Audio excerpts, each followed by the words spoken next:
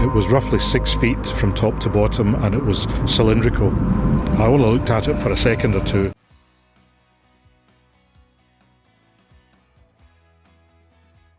Number 8. Aldi Mackay. Local pubs were full of stories of the mysterious beast.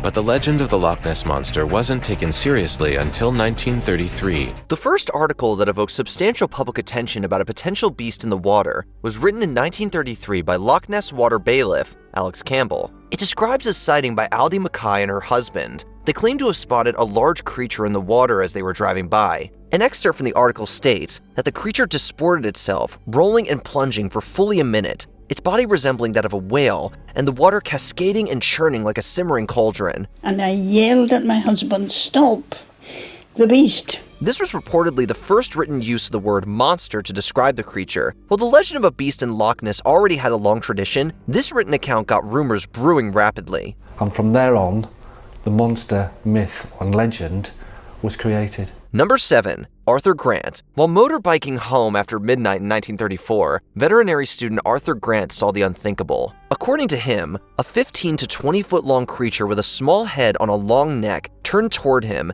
then made 2 great bounds, crossed the road, and plunged into the loch. A New York Times article covered Grant's detailed eyewitness account. He called it a hybrid between a plesiosaur and a seal, with large oval-shaped eyes, 2 front flippers, 2 rounded ridges on its back, and a long tail. Following the incident, he produced a sketch. Many more sightings of Nessie followed shortly thereafter. Time magazine, among other media outlets, later wrote about Grant's sighting in a 1950 article. Number 6. Anthony Doc Shields.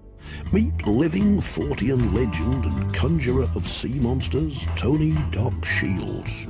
For 20 years, he's been summoning up sea serpents. A showman, magician, and psychic entertainer got heads spinning with a clear image of Nessie in 1977, but it turned out to just be another trick up his sleeve. Anthony Doc Shields claimed to have been camping next to Urquhart Castle when he summoned the beast out of the water. The picture he took is now known as the Loch Ness Muppet, after experts have deemed it a hoax. The photos of Nessie's appearance 24 hours later caused national headlines once again. Skeptics doubted their authenticity, but nothing has ever been proved.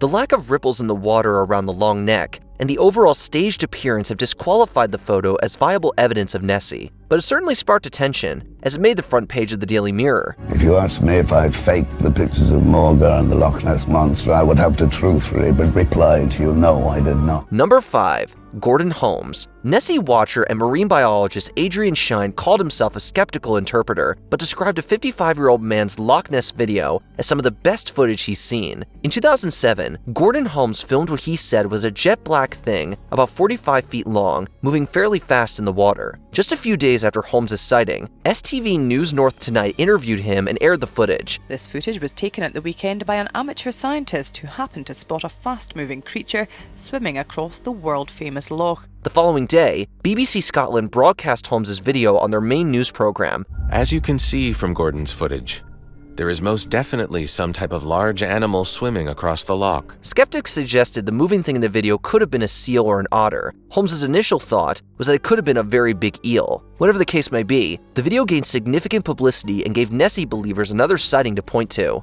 This is probably the best footage up to this time of the so-called Loch Ness Monster. Number 4. George Spicer. While George Spicer and his wife were driving home from a summer vacation in 1933, a long-necked creature allegedly crossed the road in front of the couple's car. They estimated it to be 25 feet long. It was just 50 yards in front of their car. Mr. Spicer described it as the nearest approach to a dragon or prehistoric animal that he'd ever seen in his life. In the 2010s, researchers would argue that his story was made up and inspired by the movie King Kong, which was popular in Spicer's home city of London during the summer of his account.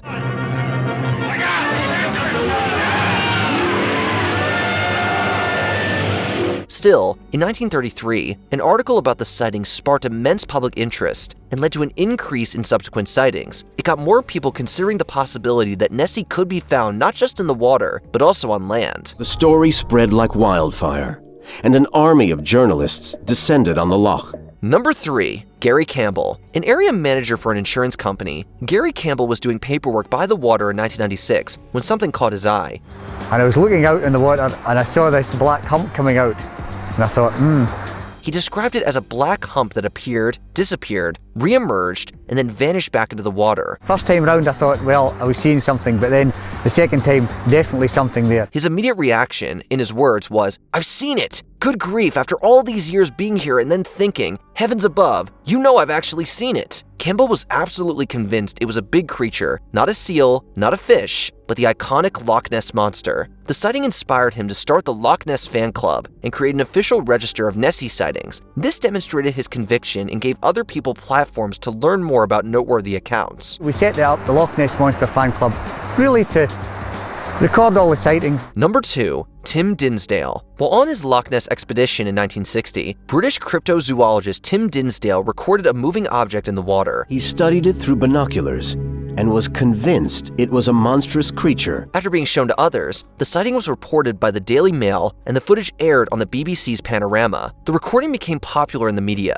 In 1966, it was analyzed by the Joint Air Reconnaissance Intelligence Center. The report concluded it was probably animate. They concluded that the object in the film was probably animate. This helped support Dinsdale's notion that what was caught on tape was Nessie. Skeptics, of course, still had their doubts. The film has continued to spark conversation.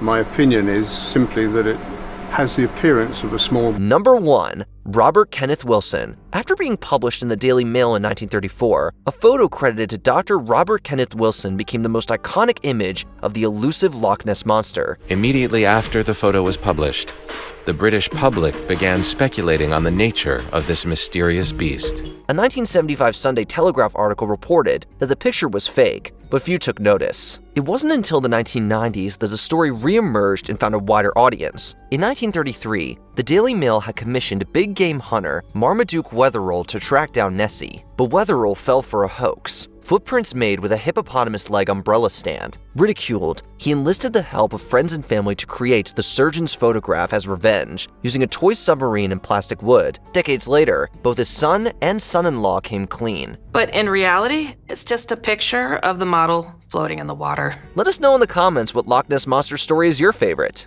Is it not possible, Mr. Campbell, that you're mistaken in this? Not at all. Did you enjoy this video? Check out these other clips from WatchMojo, and be sure to subscribe and ring the bell to be notified about our latest videos.